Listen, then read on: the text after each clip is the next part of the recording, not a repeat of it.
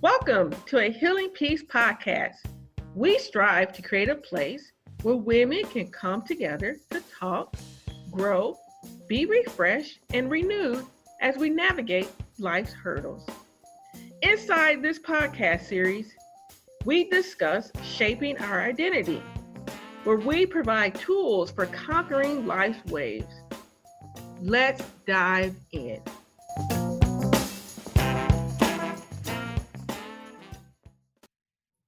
Welcome back, ladies, to our podcast. We have been talking about a lot of great things so far. And in our previous episode, we were talking about how Satan rules the world. I know it's hard to grasp sometimes because we think about God being all powerful, but yes, he does have his reign at times. But we are called to stand firm in God's truth despite Satan's schemes. Before, we identified Satan's schemes as false doctrine, trickery by men, strained relationships, and angry feelings, especially those against believers. Well, as usual, I always enjoy having a treat for you guys. In today's podcast, we're going to discuss strained relationships within our families and angry feelings against family members. Our hope is to understand Satan's impact when his schemes attacks our family. And you know what? As always, I always enjoy having people on the show who can really open up our minds and our eyes to having a deeper understanding. And today we have Tanya, who's with us, and she is a family counselor. Tanya, welcome to the show. Thank you so much, Kamir. I appreciate it. All right. So I know you a little bit. Can you give a little bit more background to our audience? Who are you and how long have you been a counselor or therapist? Give us a little bit of your background. Okay. So I became a therapist in 2007 after 7 years as a school counselor, all levels, K through 12, and decided I wanted to help families go deeper in the emotional realm. And I enjoy biblical counseling. Became a disciple in 79. So this past Monday, I celebrated 40 years in Christ. Amazing. It was a great celebration. And I'm an old veteran because it's on Veterans Day that I was baptized. And the journey has been amazing. I'm so grateful for the way that my life has taken direction in a healthy way. And I think that's mainly what we're talking about today is emotional health. It does cross over with spiritual health and physical and social health as well. But yeah, I began my journey in doing biblical counseling in 2007, and I still work at the school. I'm a career counselor, so at school I work mainly with middle school and high schoolers, and we plan career events so that they can learn about what they want to be when they grow up. But for mental health, emotional health, for the topic today, I'm really excited about sharing what I've shared with other families and the things that I've learned from the families that I've helped. Okay. And just out of curiosity, can you tell us one rewarding experience that you've had while helping a family? What have you just walked away with, like, this is why I'm a counselor and I enjoy doing this? Yeah, I wish it was just one, but there are so many. I think the one that stands out the most is when my mom lost my stepdad. He actually committed suicide. And my sisters brought my mom to me and said, here, you're the mental health therapist. You help mother, because, she tried to stay on the farm in Kentucky for a year by herself. And she was traumatized. And I'm really glad they brought her to me to live with us.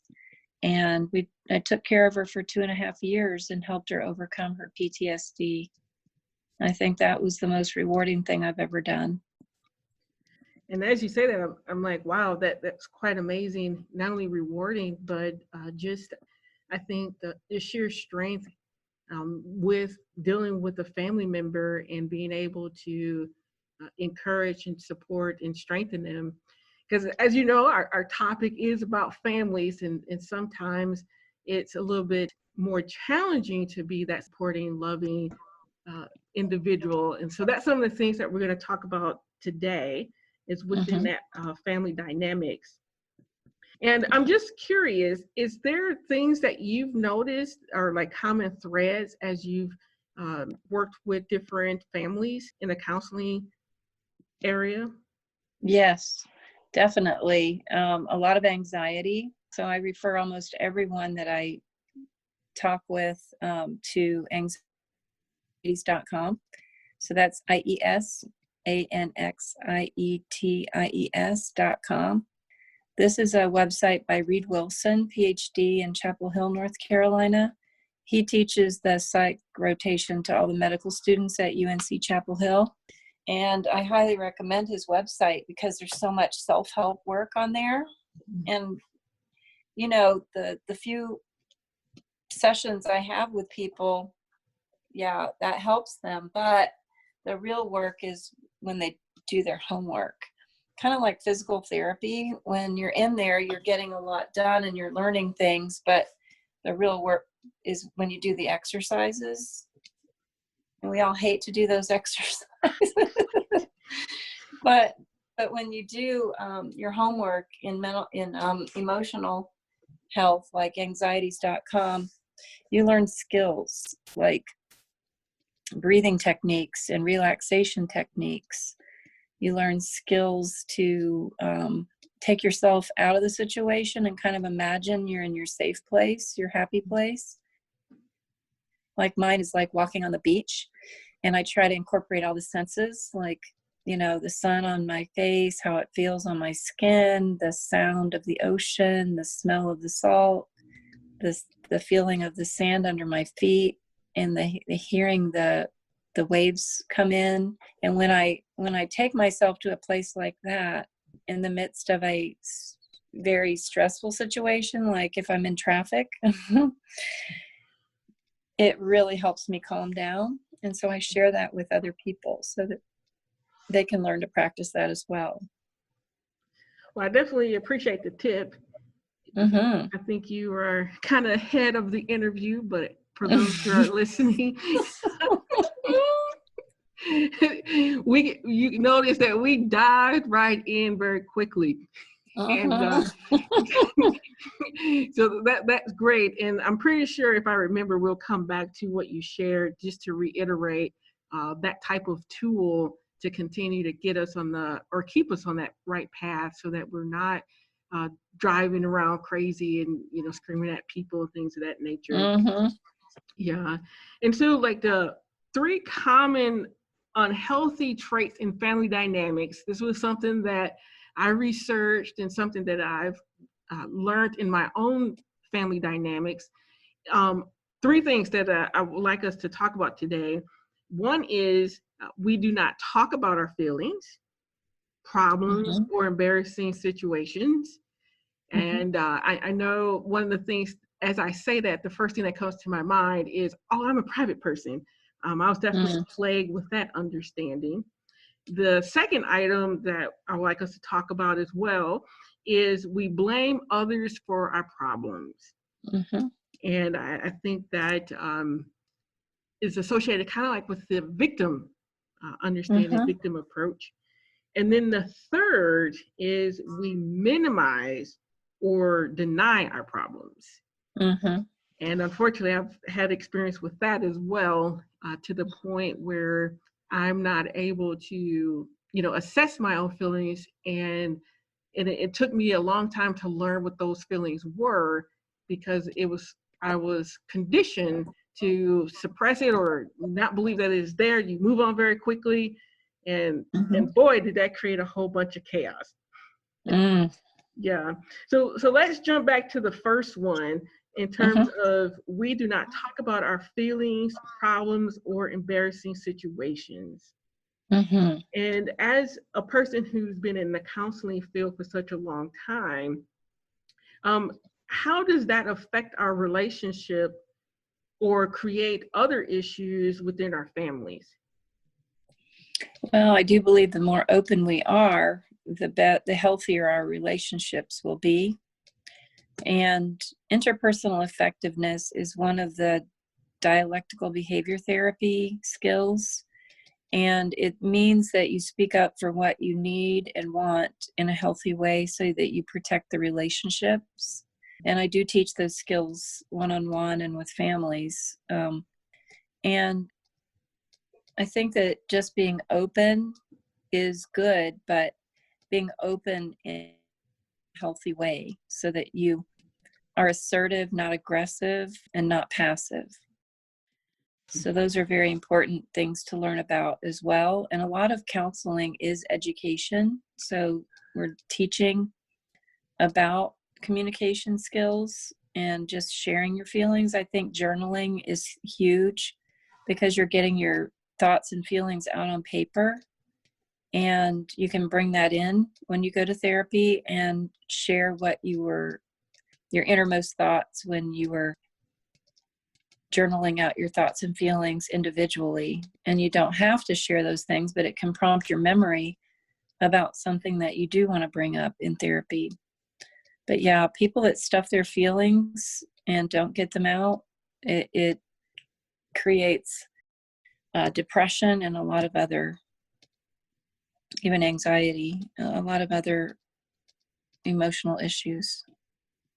Right. And as you were stating those things, something that came to my mind was, um, and for those who are listening and been listening to our previous podcast, that was actually one of the elements that was brought up as well in terms of journaling and being Mhm. able to, I think, clear your mind and start working through that process of articulating what you're thinking and what you're feeling. Mhm. And another thing that you stated, what I think was key, was in terms of communication. Mhm. So after you've done that journaling work, and I know you talked about going to a therapist, how do you begin communicating those ideas and those feelings to your family members, or are you supposed to? Is going to a therapist just enough at that point? No, I totally believe in a family systems approach. So I invite families to come into therapy. And sometimes the relationships are so full of anger that if the client is open to it, I'll invite the person they're having the most conflict with to come in by themselves first Okay. so they can share what they're thinking and feeling. And it takes a lot of trust. So I have to have a very good rapport with the primary client first to know that whatever they say or do is not going to change the relationship that we have, but it's going to give me more insight, and it's going to help me to share with them, if it's okay with the client, um, what I believe would be healthy for them to work on so that they can have better communication in their home. And for those individuals, because as you state that, one of the things that came to my mind was, uh, I have family members who would never consider going to a therapist to do the work. Mm-hmm. And if you're in that type of situation, what is something that can be done on a smaller scale to begin that type of work and healing? Well, of course, the one person coming in to work on the healing is definitely the most powerful thing that they can do to help change those relationships. It just helps them go further faster if the others are open to coming in. If not, then it can still be done.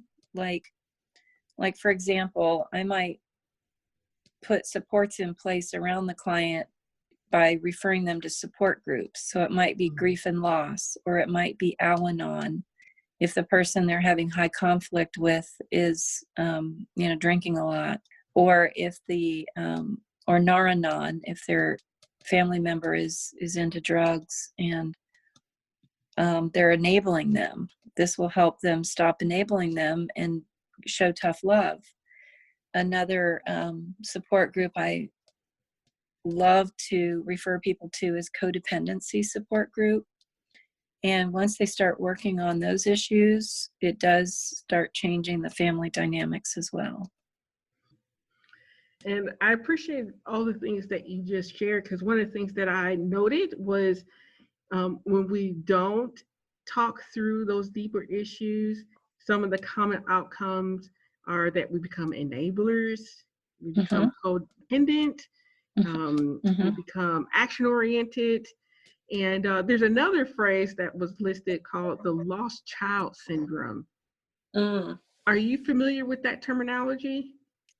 I was a middle child, so if that's what you mean, you know, sometimes you feel invisible in your house, in your own home. Yep. Is that what you mean? Yes. Yes, definitely. I felt that way growing up in some ways. And as you're saying these things, something that, again, that's being reiterated in my mind is that it's imperative to begin to do that work to establish that safe place for real communication. Because when we don't, the extreme is that we do become or feel invisible, or we do enable, or we are codependent. And sometimes we don't do the work because we're thinking, oh my gosh, it's so much work. Which, I'll be honest, I fall in that trap a lot. And I'm like, oh my gosh, it's so much work. Not realizing that it's more work to stay in that state than to think through, okay, how can I have a better outcome at the end? Right. And so I definitely appreciate the things that you shared in that regard. One of the other things that was looking at in terms of unhealthy traits is we blame others for our problems. And what is something that, or why do we tend to do that? What has been like your common understanding for individuals who do that or have that tendency?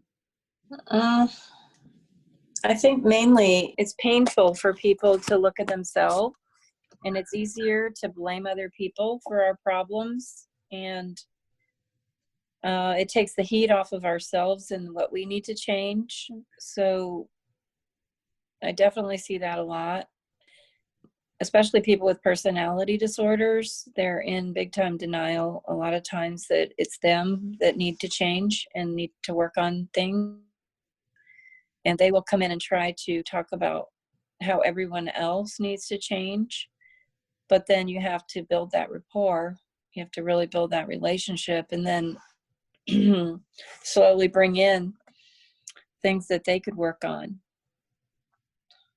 And sometimes you have to refer them to the support groups so that they actually see it themselves once they go, because other people are sharing some of the same things that they're thinking and feeling. And then it clicks. Then they realize, okay, so what I'm learning in therapy is being applied here in this support group, and I need to start looking at myself and what I need to change so that all the relationships are healthier. And as you stated that, one of the things that came to my mind, well, it's kind of extreme, but for that individual who is like, but I don't have any consequences when I blame everyone else.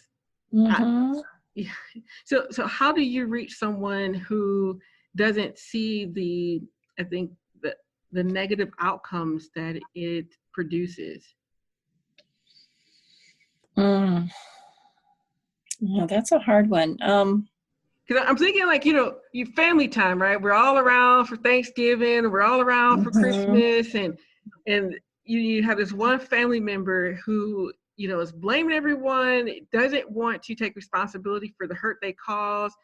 And so you create, there's this big rift, with one part of the family members say on this side of the house, they start going through this avoidance.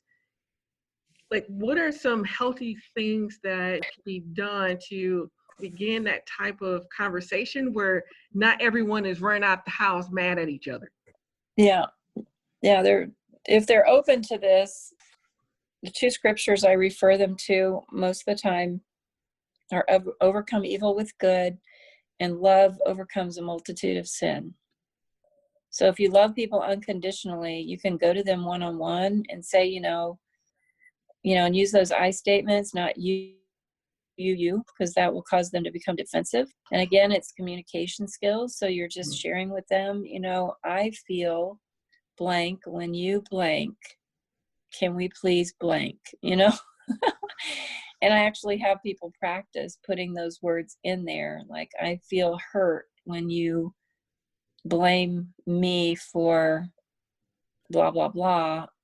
Can we please work on both seeing our part in this situation? So that's just one example. And that's a great example. And it's Thank you. kind of interesting though, because as you state that, it also forces me as the individual to know my feelings and to understand how that person is affecting my own behavior. Right. And so then it actually becomes more of self-reflection for me as well to be able to identify it versus I'm just angry. And within that, is there like some little hints or steps an individual can do to kind of hone into what those feelings are so that they are that they're able to process it a little bit better? Can you clarify your question a little bit? So my thought process is more along the lines of being in a relationship or a situation where a person's behavior triggers something, but you don't really have the words to understand, or not the words, but not necessarily in tune with your own feelings to know exactly, what behavior hurt you.